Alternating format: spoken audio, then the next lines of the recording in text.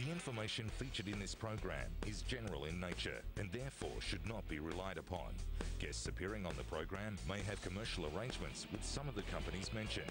Before making any investment, insurance or financial planning decisions, you should consult a licensed professional who can advise whether your decision is appropriate for you.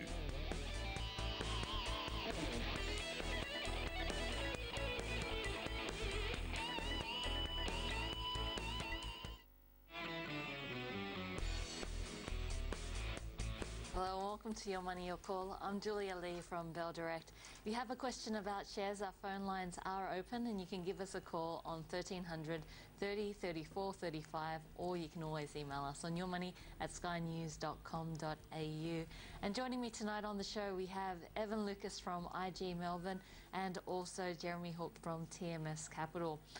And I guess the big thing that everyone's talking about at the moment are iron ore prices. Are we going to see continued downturn in terms of the prices, and what does it mean for the Australian share market? So let's ask our panellists.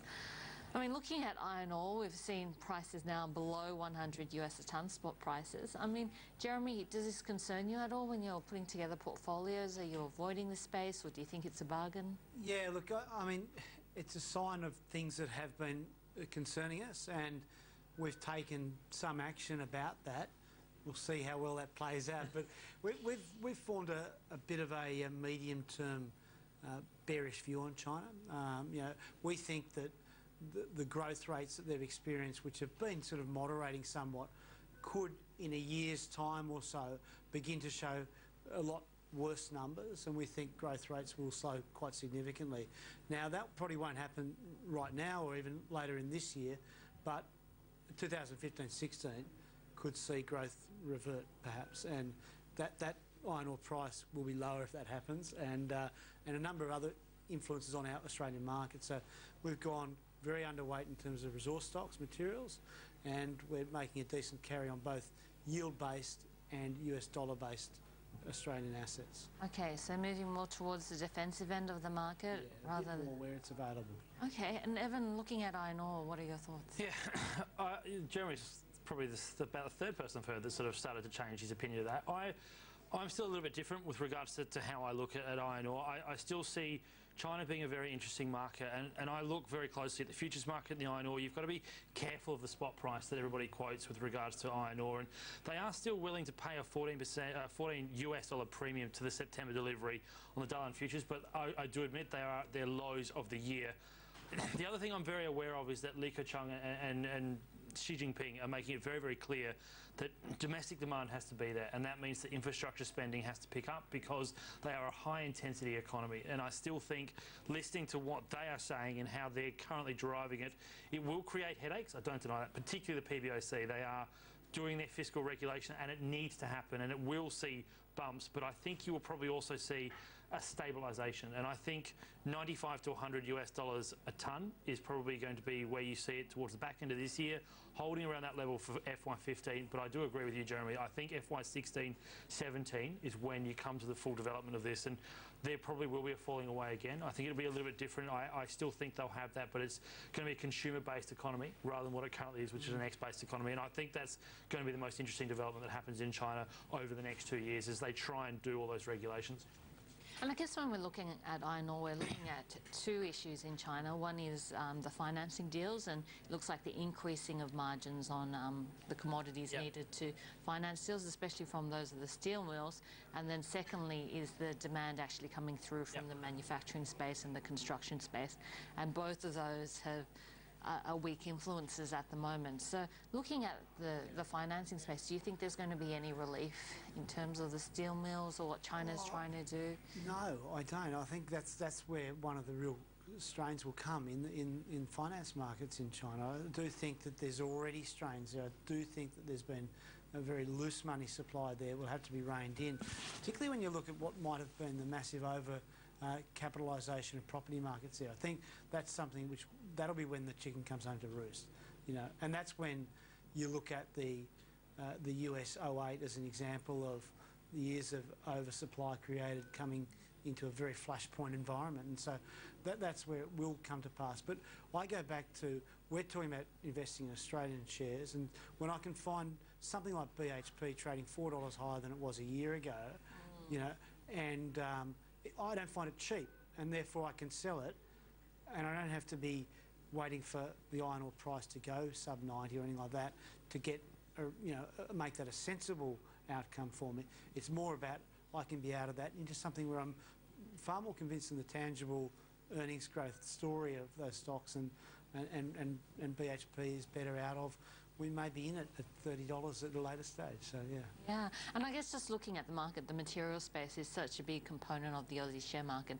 I mean, what does, you know, the iron ore price and where it's forecast to go really do to where you expect the ASX 200 to go, Evan? Yeah, the interesting thing out of that question, though, is that it's probably not the size it was 5 or 6 years ago. So the banks have absolutely monstered it. And if you look at how the financials now make up the index, it is still a major player. It makes up 22 to as much as 25% of the ASX, but it's certainly not the major player.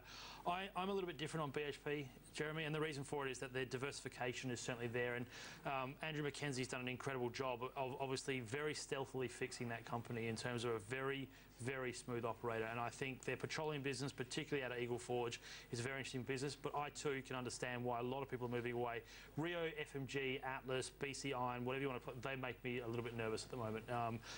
And I can understand why that's there. I still like the China story, and I'm still behind it. But Julia's right, 33% of current, you know, current holdings in Chinese ports of iron ore itself is actually under collateral, and that was what came out in March. It's why there is that sort of scariness around the fact that, you know, are we over leveraged? Are we overproduced and over sort of current on the output as well? All of that is feeding into what we can currently see. So I think you will see downward pressure. There's no doubt that you will see that idea there. You can start to see it yesterday. There was that real big fall away.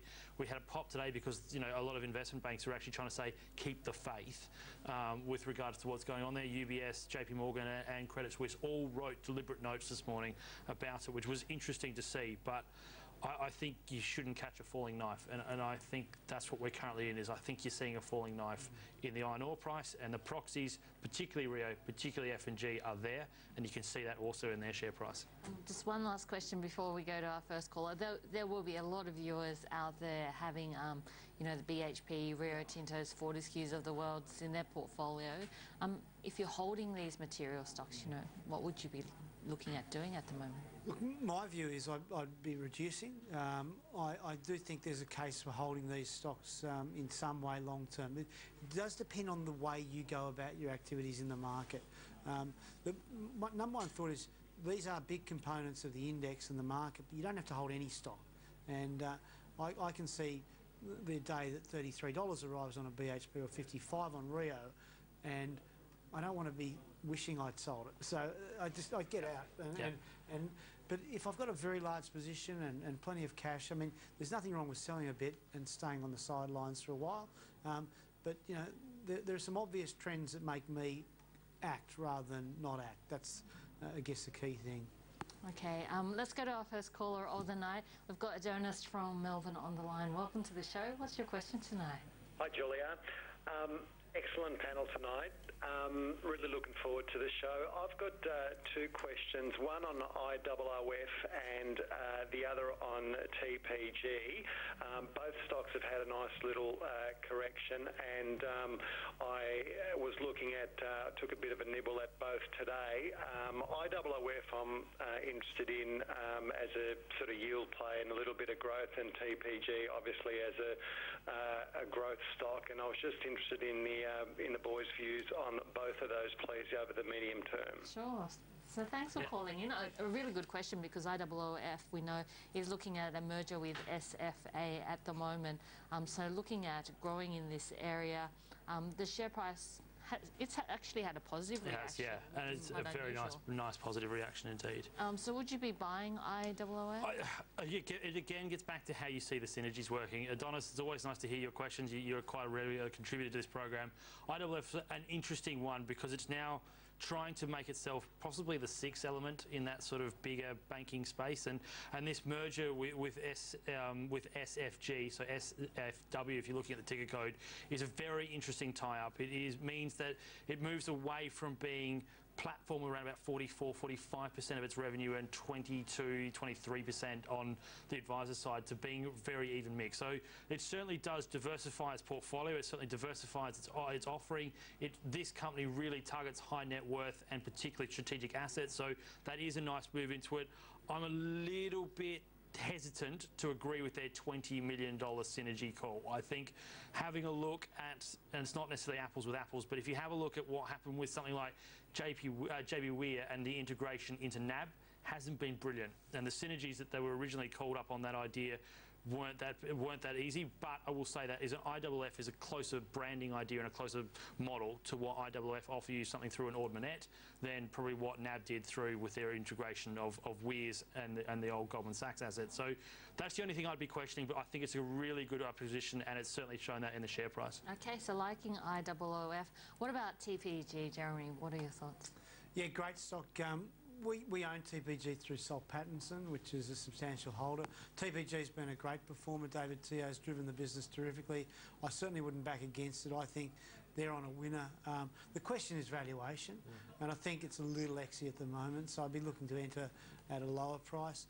Look, I find it runs in good waves too, and I think a technical analyst would find a lot of fun with this, but you know, basically this is a stock you want to be long in over a period of time. So it is one that if you don't own it in the way that we do through Soul Patts and Brickworks, you could buy it directly, and I think you'll get a very good return. But just be careful at the moment, it's probably a little bit expensive. Okay, so both of our panellists liking the two stocks, IOOF, and I guess looking for scale in this industry, which means a lot in that finance space, and TPG, but looking a little bit expensive at the moment. We've now got an email. We've got one here from Amy, and Amy writes, I'm 20 years old and have been investing in shares for just under 2 years. My portfolio consists of banks, Telstra, Seek, Woolworths, G8 Education and Nearmap. So far, I've received good returns. I'm looking to move into a managed fund next, but there are so many options, I don't know where to begin. Congratulations, Amy. Yeah. Very impressive portfolio there at 20. I wish I had started at that age as well. But looking to move from stocks into managed funds, and I guess there's a huge raft of options there, not only Australian but international options and different asset classes as well. So, Jeremy, you've put together a lot of portfolios. Amy's 20 years old. She's done very well in terms of the share market. Yeah. What would you say in terms of a move to managed funds? Well, I mean, it's a good idea. She seems like she's doing well with the shares. So I reckon Amy could, in fact, go on her own and build a couple of other shares in the portfolio as well. But to look at managed funds, you've got unlisted unit trusts. Big fund managers in Australia will provide those. You've got ETFs, exchange-traded funds, and you can invest in the same way you've done it with your shares on the market. I suggest this is a very interesting way to get often index style of exposure, local and overseas, or some listed investment companies. And that's the best space, I think. If you go to one of the best performed listed investment companies over the last couple of years has been Cadence Capital, code is CDM. That's a very good one. That's managed by a fellow called Carl Siegling, who's found some really good stocks. He owns a lot of Macquarie Group at the moment. RHG was a big winner. It was one that we were in as well. So we keep an eye on what he's doing because he's been a particularly good performer.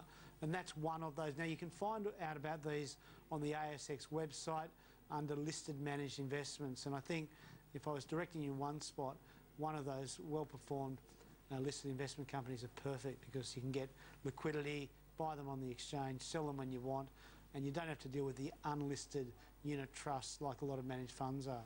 Okay, so looking at listed investment companies, which you trade just like shares on the market, Evan, how about you? Look, I think just to provide diversification, I'd actually go a little bit different to this, and it's an interesting question, Amy, because as you heard both Jeremy, myself, and also what we're talking about tonight, is that the ASX and the overall Australian market, there's a bit of toughness to find value. And I think if you want to find the next sort of value, and also what Julia said with regards to the iron ore price, etc., you might have to think about looking international, and listed trusts and listed companies and managed investments are a very, very simple way of getting exposure to the international market. And I think you do need to be aware of that. I think you do need to be looking to diversify yourself into US dollar earning companies or US exposure. That is certainly, I still believe, a trade that will be hanging around. The other place to look at, which will be very interesting come June with the ECB is Europe. Europe is an export union as a whole, particularly Germany, particularly France. And if you look at the DAX and the CAC, they've done incredibly well. And both of them are highly leveraged to domestic demand in the US and domestic demand in China. And as we've both talked about, both of those areas are trying to stimulate that part of their economy. So I would want to be leveraged to like a Daimler, for instance, or a Volkswagen, or a biomedical company coming out of Germany and also France, because they are seeing EPS growth really ramping up. So if it was me and I had my choice, that's where I would look. I'd look for international exposure. You've got really good Aussie exposure, and I think you've got probably almost the best opportunity right now with where you're at. I'd be looking to the international side of your portfolio, diversifying it again, get your US dollar exposure, get your euro exposure, because they're the two places I think you're going to see real good growth over the next 18 months, and that's where I would be leveraged to. Okay, so lots of options there, Amy. I think we all agree that you've done a fantastic job.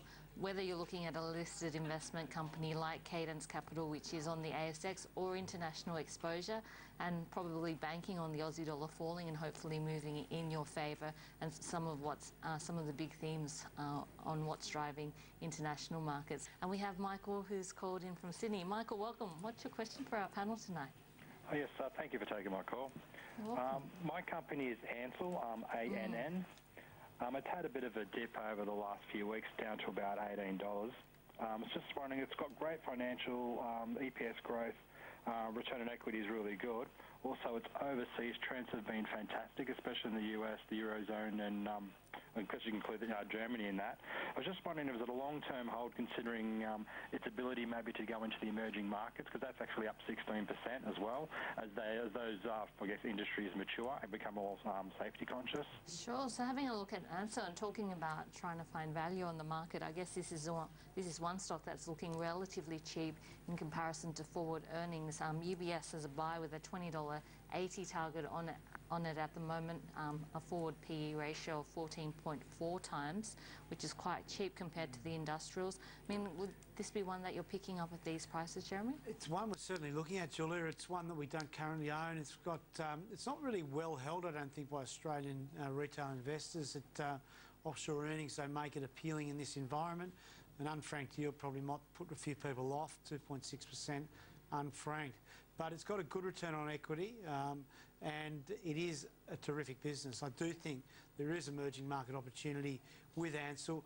You need to find the times when it does pull back, because it has had a very good run, and I think it's a sort of stock, just to explain, this next month or so, we expect to see stocks of this kind presenting that year opportunity to get into. So Ansell, which was spun out of Pacific Dunlop many years ago, is a really good stock, and good to buy on a dip, and I think you'll see that opportunity through the next month in the market. Okay, so we have seen a substantial pullback technically, and where would you be looking at getting? Yeah, technically is an interesting one, because if you actually have a look at it, it is on a technical basis trending sideways. So it is, since basically they had they were never going to get out the kind of result that they were, everybody was hoping for. They were really, really, pushed up quite high. Valuations were strong, and in February you can see that drop down on the graph, and that's basically their results. Since then it's trended between $18 and $19, and it's a sideways trending stock. So for that idea, you may want to look at Bollinger Bands. The one thing I will add to what Jeremy said, and Michael, I heard in your question about that emerging market exposure, they are thinking about it, and you did see it at the end of last year. They didn't spend a huge amount of money, but they bought a glove maker out of South Korea for $40 million. It has been a good input to what they have with that Hydroflex part of their business, and they are looking at those kind of opportunities. So there's no doubt that that's one part they see it, particularly the industrial side and the glove side. The sexual wellness is always just going to be a fairly plod along business, and where they see it is that sort of industrial. So they are looking at that emerging market. They did start to do acquisitions, and as I said, that South Korean one was quite a nice pickup, and there's probably going to be more of that, and that's when I would see a break. And I think at the moment, from a technical basis, as I said, you can certainly pop in anything when it gets to $18. You can see it's quite a strong support line in terms of what it shows on the graph, but it's obviously not going through 19 because, again, as Jeremy said, the growth profile is still flat, and until we actually get a reason to sort of see it leg up because the growth has got better, EPS is picking up, you probably will see it do that for that reason. So at $18, and if it falls through 18, I think you might actually see a nice little dip up, pick up. So that's where I'd be looking at and watching that from a technical perspective. Okay, so watching that strong support at $18, if it goes through that, it looks like more weakness, but Evan saying that we are looking for or an increase in its growth profile for that extra leg up for this particular stock. Let's go to Scott from Sydney. Scott, welcome to the show. What's your question tonight? Hi panel, thanks for taking my call. I've got two questions. First is Magellan Financial Group. I'm currently a holder of the stock and it seems to have pulled back a bit recently. Is now a good time to sort of increase my stake in the company? And the other one is Woodside and Santos. I'm a holder of both and looking to increase my holding. And which one of the two would the panel recommend? Sure. So having a look at Woodside, Santos and Magellan Financial Group. Let's look at Woodside versus Santos because, Evan, I know you're a big fan in that energy space. I am indeed. And the reason I'm a big fan of the energy space is that Asian-facing, it doesn't have a huge, it's not affected as much by macro news, so central banks particularly. And here's my probably a question to you, Scott, and the way I'd answer this question is that, do you want a growth profile stock or do you want a stock that has growth in it that is becoming an income play? And the reason I say that is Woodside is the latter, Santos is the former. And then Santos has just seen that trick over from being a future prospect to a here and now story. So the PNG LNG project that has 13.5% stake in came online 3 months ahead of schedule from ExxonMobil. Oil Search is another one you can look at there. They've got an even bigger exposure to that as well, and it is one to be aware of. They then obviously have the Gladstone LNG project coming up midway through next year, and that is going to be a massive pickup for Santos. They are currently making record revenues on better than expected gas prices, despite their last update showing that their production was slower because we did know that the Cooper Basin was offline and the Carnarvon Basin was also slowing down. So Santos will be a really interesting development. If you look at it from a technical perspective, it has just broken out. So that's your growth profile stock. Woodside, you know about Woodside. I think the Browns project is probably going to be on hold for a while. You can hear Colin Barnett over in the West still very upset that they're going offshore, not onshore, and therefore they've just got Pluto. And it's a fantastic project. It's a very big tier 1 project, but it's now an income play. Leviathan is still a long way away, and for that reason, I would look at Santos from a growth, I'd look at Woodside from the income, and that's the way I would play them. I like both of them. Okay, so it depends on what you're looking for. I mean, looking at Magellan Financial Group, it's been one of the great success stories on the Aussie share market. They're looking at, I think, about $23 billion funds under management, and it's amazing how much that's grown over the last 5 years. Is this a stock that you'd be buying, you know, really focusing in on international equities? I would, Julia. Magellan's a terrific company. I think that they'll probably get that up to $50 billion. That's their goal. It's a lot of money. It won't happen straight away. The last year was a year of consolidation. The year before was great growth. But their funds, their flagship fund's the Global Fund. They also launched a High Conviction Fund last year, which has got good flows already. But they didn't outperform. They marginally underperformed the global indices, and that probably took an edge off performance. And we won't see anything in the way of big performance fees this year like we did last year. But they're highly regarded. I think financial planners in Australia will allocate, and Evan actually gave an answer before, which is telling too, will allocate more money to international. And Magellan is one of the better players in that space for an Australian investor looking offshore. Hamish Douglas and Chris Mackay are two of the best in the business, and I would certainly put my money with them. The dividend looks a little small.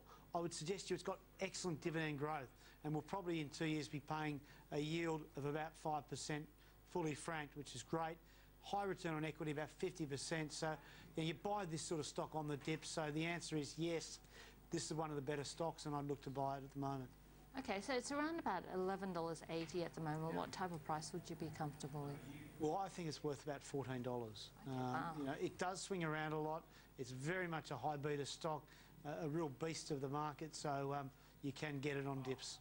Okay, so that was a question from Scott about Woodside Petroleum, Santos and Magellan Financial Group. And we have Steve on the line from Campbelltown. Steve, welcome to the show. What's your question tonight? Thank you for taking my call, Julia. You're welcome. I very much enjoy the show. Excellent. And I think one of the experts there told me about 12 months ago about Metal X, MLX. And I bought 50,000 at 11.5 cents. And I just sold 25 at 25.5 cents, so I'm very happy. I'm just wondering where Metal X is going to go after this. That's a very nice profit from 11.5 cents to 25.5 cents. So having a look at Metals X, MLX is a stock code there. Might start off with a technical view. This is an exploration company involved in tin, nickel, as well as gold. Evan, looking at the chart for this, I mean, it's just gone absolutely ballistic in May. When you look at a stock like this, I mean, how do you manage a position?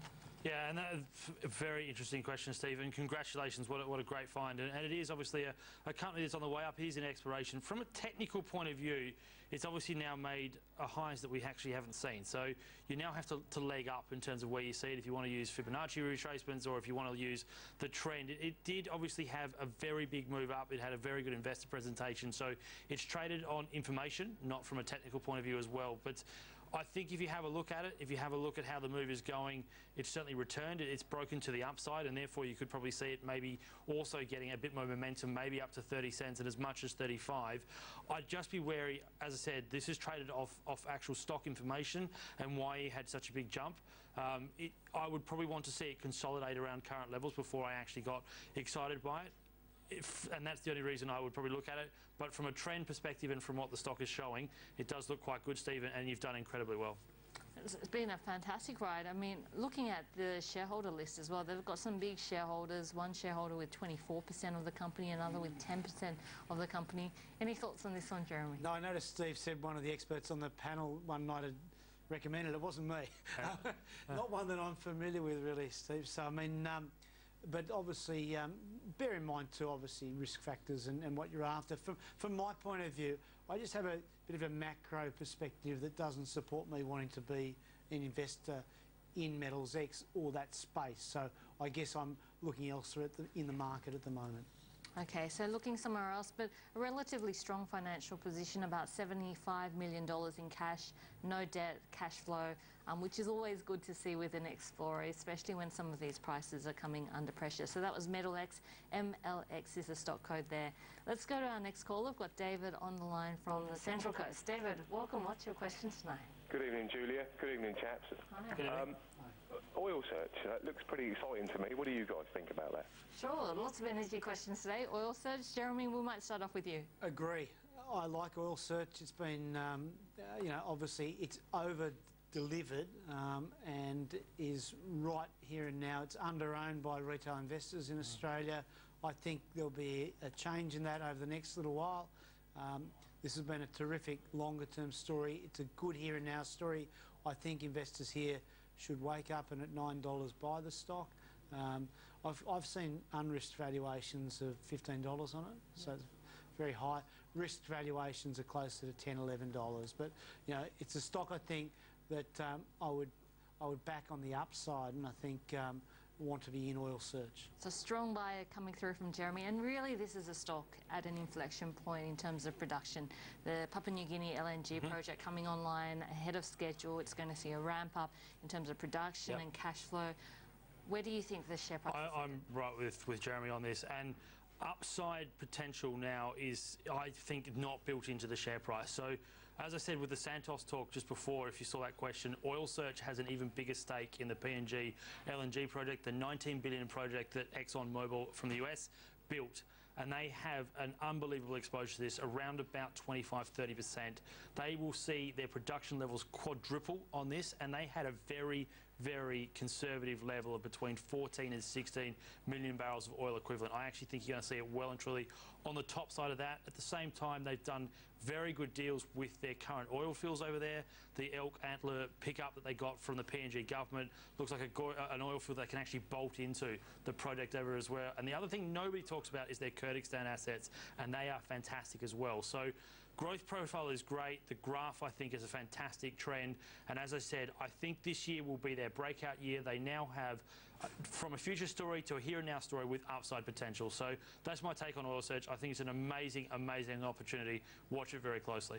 Okay, so both our panelists really liking Oil Search. I guess the other thing we noticed with Oil Search is this talk that, you know, should the Leviathan deal for Woodside Petroleum fall over, that potentially could be on the hunt for assets, and Oil Search is always one of those ones that's named. Jeremy, potential takeover target? Yeah, it does, and I think that Woodside, like the rest of us, have probably awoken to the that it actually represents lower risk and lower It's in an area of greater knowledge and understanding.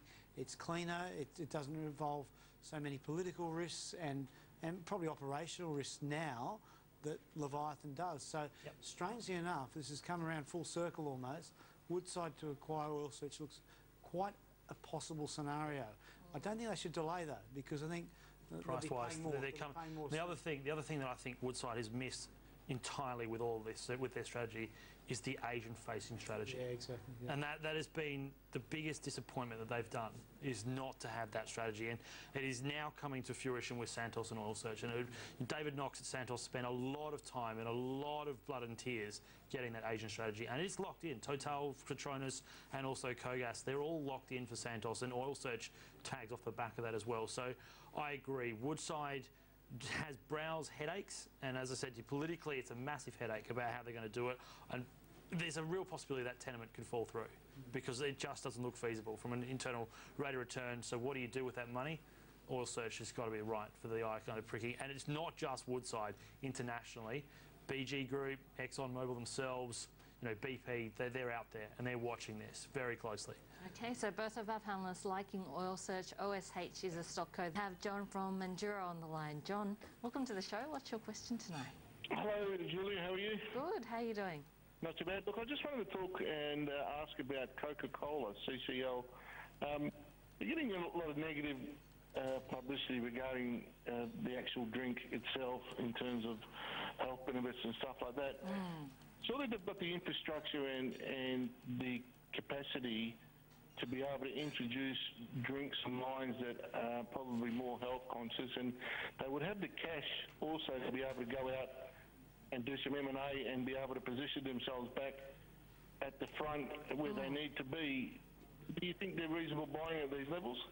Okay, so good question coming through from John about Coca-Cola Amatil. We have seen the shares being smashed on the back of weakness in the Australian market, the non-grocery channels, the grocery wars here in Australia, and lower growth than we've come to expect from Indonesia as well. But I guess with Coca-Cola Amatil, you know, the strength is the distribution. They don't just have Coca-Cola products, they have water, vitamin water.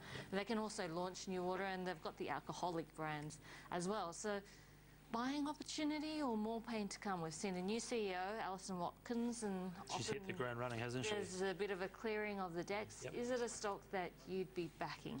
Evan? John, interesting question I heard in there about your product diversification. That is certainly one of the aspects the investment banks are asking the question, but you also talked about the funds that they currently have, and they are a little bit strapped for that, to be totally honest with you, with where they're sitting. They, as Julia alluded to, they have just cleared the decks, and Alison Watkins has really hit the ground running with a strategic review. So for that reason, you're going to have to see CapEx being spent, and that means probably a little bit more pain to come before you see a settling down and a growth profile return, because to get new products in, to change around your strategy and your distribution chains, that requires time, it requires CapEx, it requires manpower, and all of that, unfortunately, from a share price short-term view, is negative. So from that perspective, I can see, yes, we've got stabilisation, and she's certainly doing a reasonable job, but to get her programs up and running, she will start talking about FY16, FY17, and not a here and now story. So for that reason, I'm still very cautious on Coca-Cola Amatil, and their Indonesian and Fiji assets are still a headache. So beverages are coming. Their current soft drink beverages are still a problem. Australia's an issue, and they need CapEx to get to where they're going. Okay, so looking at Coca-Cola Amatil, would you be buying, Jeremy? It's interesting. There's been a bounce from $9 to $9.50. I was hoping for it to get to $8 because I'm interested at that price. I mean, and the issue is I can see earnings are going to take a while to get moving. I think the alcoholic beverages side will take a bit of time to really get winding up. But the main thing is here too, price.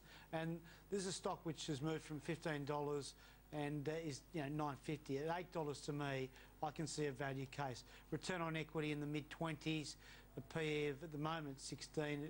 It's going to be about 14.5 at the price I'd like to buy it at. You're going to get about a 5.5% half-franked dividend, and these numbers, I believe that there will be a turnaround, but it won't be quick. It's just, can I buy it at the price I want? If so, yes, I'm happy. If not, I'm not that fussed because I've got other things I can look at in the market. So definitely got interest, John, but I think the price has got to meet where I want to pay for that. And if it goes up from here I won't be too unhappy. I'll be looking at other things. Okay, so looking at Coca-Cola Amatil, looks like this current financial year will be a difficult one for earnings, and really you're looking at the next 2 to 3 years for a turnaround in terms of growth for this particular company, but looking quite interesting at these price levels. Let's go to our next caller. We've got Nick on the line from Sydney. Nick, welcome to the show. What's your question tonight? Oh, good evening to the panel. I just wanted to ask about a stock code CDB. Sure. So having a look at Condor Blanco Mines, the stock's in a trading halt at the moment. We are expecting to hear an announcement tomorrow. I think it is stuck waiting for funding, a 15 million euro funding deal to come through, and I guess that's going to be the key for the share price here. It is a very small company, you know, a $5 million market capitalization company. They're waiting on this 50 million euro loan. They're involved in things like coking coal, magnetite over in South Africa. I mean, Evan, any thoughts on this one? I guess it really does depend on the funding for a small company like this. It's a very, very sad story, Condor Blanco Mines, and unfortunately, Nick, if you are asking about what's happening to it, and if you do unfortunately have some funding involved, it's a very tough place to be, and there are two reasons for it. It's an exploration company, so it actually doesn't turn a dime at this current point in time, and it's in an area that I think is probably an opportunity of the past. Now, some people will argue with me about that, but thermal coal is something that is struggling, and you can see that on the price on the global markets. The thermal coal is under a lot of pressure. Met coal will always be wanted, but thermal coal is just not what it was once upon a time, and that is why when you've got an exploration company that can't make money, it's struggling to get finance, and very much struggling to get finance. It has some, you know, interesting possible tenements, but again, they're possible tenements, and all of that, unfortunately, is spelling a little bit of doom and gloom, and you know, quite a lot of doom and gloom, and that's why it's a very, very sad story what's coming out of Condor Blanco Mines. Okay, I mean, looking at Condor Blanco, I guess it depends on that funding. Yeah, look, there's not really one I know, I've got to say, Juliet, but, you know, I know just talking to investors, as I've done for, you know, a long time, but in the last few years, I think a lot of people forgot, you know, just how risky mining operations are. You know, it's not a level playing field, all the stocks listed on the market, and, you know, our preference is to find the ones that can deliver ongoing returns, so with lower risk, and I just think be careful, people, and particularly how much you put into some of these, because you know, there's nasty stories. We don't want to really hear any of them. That's right. Okay, so just a reminder that speculative investments can be quite volatile and very much dependent in terms of funding, especially for some of these smaller explorers. Let's go to our next caller. We've got Greg on the line from Perth. Greg, welcome to the show. What's your question tonight? Hi, Greg. Do we have you there, Greg? I think we might have actually lost Greg. Let's go to an email. We've got one here from Peter, and Peter writes about Transurban Group. Transurban Group's raising capital at the moment. Is this a good thing for the company? I mean, looking at the budget, you'd have to say one of the winners is infrastructure. Jeremy, would you be backing Transurban? Transurban's a terrific company. It's had a good run up. The acquisition of the Queensland roads from the government, a very good addition to an excellent portfolio. Transurban's a perfect stock for a lot of super fund portfolios, long-term assets in the right place. The only thing you can do with toll roads to stuff it up is pay too much based on unrealistic traffic assumptions. And when a road's operating, you can see exactly how it's performing. So Transurban's portfolio is excellent. It's not, don't worry about River City or Bruce Connections or the Sydney Cross City Tunnel. These are quality assets. The share price had a good run. That's because it's coming up for a dividend shortly, and the bond yield has come back. The 10-year bond's down to 3.7%. So assets of this kind are worth more in the market. They're priced against it, so is their yield. But you're going to get about a 5% yield if you buy at the moment. You're going to get a dividend shortly, so in 13 months you'll get 3 dividends. So some would equate that to, you know, somewhere about 7.5 and a bit more. But I like Transurban. Just get it at a good price. If you've got it already, take up the offer at $6.75, because there's about 50 odd cents of upside just delivered to you in that. Absolutely. $6.75 is a good price, given that the shares last traded at $7.33. We're looking at a one-year high. Would you be buying at these levels? I'm with Jeremy on this. And again, if you're looking at Transurban from a longer-term perspective, it's got a beautiful trend. The other thing this company has a very good habit of is picking up assets at almost fire sale prices. So Jeremy very much showed you exactly how good this company has been. They have very much realistic targets in terms of traffic. They have a huge exposure to what's going on in that infrastructure spend. So looking here in Sydney, it's got amazing exposure to what's going to happen on the M2, M5, M7, down in Melbourne, the East-West City Link when it gets up, and it will get up.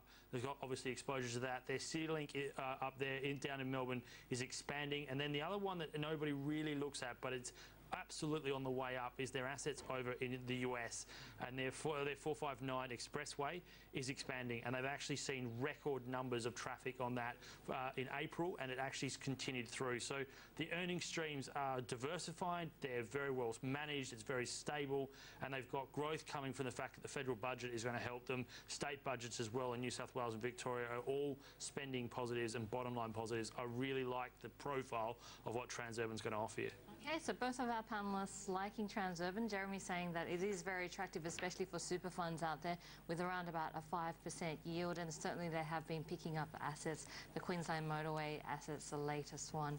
We have Mark on the line from Buderim. Mark, welcome to the show. What's your question tonight? Hi, Julia. Thanks for taking my call. I've got two questions, one about Panoramic Resources and one about Coffee International. Trade them a bit. Just wanted a technical on them. I'm looking quite all right. Coffee I've been in and out of. I'm thinking about getting back into it. Done well out of that. And Panoramic... probably up about 100% at the moment, but I think it's quite a good company. I'm just wondering your thoughts. Sure. So having a look at Panoramic and Coffee, and just having a look at trading those two. I mean, Panoramic, the shares have been doing very well. If we bring up a share price chart, the nickel price has been doing very well on the back of the raw ore export ban out of Indonesia, and of course the troubles that we've been seeing in Russia. Whereas coffee's been moving more in a sideways pattern. So it looks like Mark's been buying at the bottom of that range and selling at the top of that range. So we'll go to Evan.